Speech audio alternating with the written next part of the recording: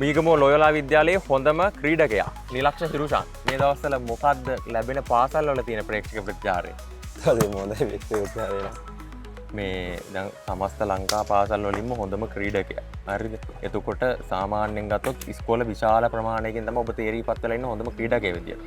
දැන් ක්‍රිකට් ක්‍රීඩාවක නම් ක්‍රිකට් තරගයක නම් අපි දකිනවා වැඩියෙන්ම ලකුණු ගහන එක නැත්නම් හොඳටම ක්‍රිකට් ගන්න එක්කෙනා තමයි හොඳම ක්‍රීඩකයා වෙන්නේ. වොලිබෝල් වල කොහොමද මේක තෝරන්නේ? වොලිබෝල් වල තෝරන්නේ සාමාන්‍ය ලකුණු ගන්න විදිහ එකතු කරනවා. එකතු කරලා තමයි වැඩිම ලකුණු වල තමයි සාමාන්‍යයෙන් දෙන්නේ. දැන් මොන වගේ දැන් සාමාන්‍ය වොලිබෝල් ක්‍රීඩකයෝ ගොඩාක් ලංකාව ඇතුලේ ඉන්නවා. වගේම ඔබගේ කණ්ඩායමෙත් ඉන්නවා සෑහෙන ක්‍රීඩකයෝ ප්‍රමාණයක්. මේ ගොල්ලෝ අතරින් සහ ලංකාවේම ක්‍රීඩකයන් අතරින් හොඳම ක්‍රීඩකයා වෙන්න මොන වගේ දක්ෂතාවද දැක්ුවේ සහ කොච්චර මහන්සි වුණාද? ඇත්ත වශයෙන්ම අපි ගොඩක් පුහුණුවීම් කරා ඒකට. ගොඩක් පුහුණුවීම් කරා සහ පුහුණු තනක වලට මේ වුණා. ඒ වගේම එදා ගොඩක් කැපවීම කට්ටිය සෙල්ලම් කළා. අන්තිමේ අපි ජයග්‍රහණය කරන්න හම්බුණා. ඒ වගේම දක්ෂතම ක්‍රීඩකයෙක් වුණා හම්බුණා. දක්ෂතම ක්‍රීඩකයා දැන් ඔබ. එතකොට ඉදිරියට ඔබව බලලා හැදෙන ක්‍රීඩකයෝ ප්‍රමාණයක් ඉන්නවා. ලංකාවේ පාසල් මේ වොලිබෝල් ක්‍රීඩකයෝත් ඉන්නවා. ඒගොල්ලොන්ට වොලිබෝල් ක්‍රීඩකෙක් විදිහට දෙන්න තියෙන උපදෙස් අදහස මොකක්ද?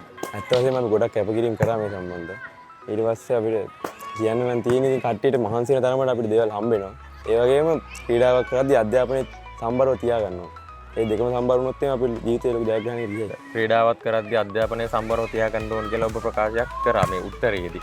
කොහොමද ඔයා ක්‍රීඩාවත් එක්ක අධ්‍යාපනයේ සම්බරව තියාගන්න කරන දේවල් මොනවද? ඇත්ත වශයෙන්ම අපි සාමාන්‍ය පුහුණුවීම් කරන්න පැය 3ක් දවසට කරනවා. ඊටු ටික අපි පාසල් වෙලාවෙන් පස්සේ මේ 7 ඉඳන් 10 වගේ වෙනකන් අපි සාමාන්‍ය පාඩම් කරනවා ටීම් එකක එකතු වෙලා.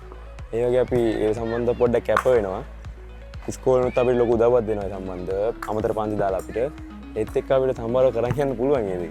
ලෝයලා විද්‍යාලයේ පැත්තෙන් ඔයාට දක්ෂතම ක්‍රීඩකයා වෙන්න වගේම සමස්ත ලංකා ශූරතාවය දිනා ගන්න ඔයගොල්ලොන්ට මොන වගේ උදව් උපකාරද ලැබුණේ? ඇත්ත වශයෙන්ම අපේ ඉස්සලාම අපි මේ පාද රෙක්ටර් අපි ස්තුතිවන්ත වෙන්න ඕන. ගොඩක් අපේ ප්‍රින්සිපල් අපිට මේ ලොකු සහයෝගයක් දෙනවා මේ සම්බන්ධව. ඊට පස්සේ අපේ කෝච් සමන්සර්ට අපි මේ සමන්සිරි සේවයත් නම් අපේ කෝච් එයා තමයි අපිට තාත්තා කෙනෙක් වගේ අපි බලා ගන්න. ඒ වගේම අපිට පුහුණුවීම් කරනවා.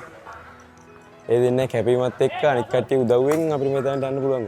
දැන් උදාහරණයක් විදිහට පාසල් ක්‍රිකට් ක්‍රීඩකයෝ ගන්නේ දවසක ජාතික කණ්ඩායම නියෝජනය කරන එක නැත්නම් 19 15 ජාතික සංජිතයට යොමු වෙන එක තමයි ඒගොල්ලන්ගේ බලාපොරොත්තුව කියලා.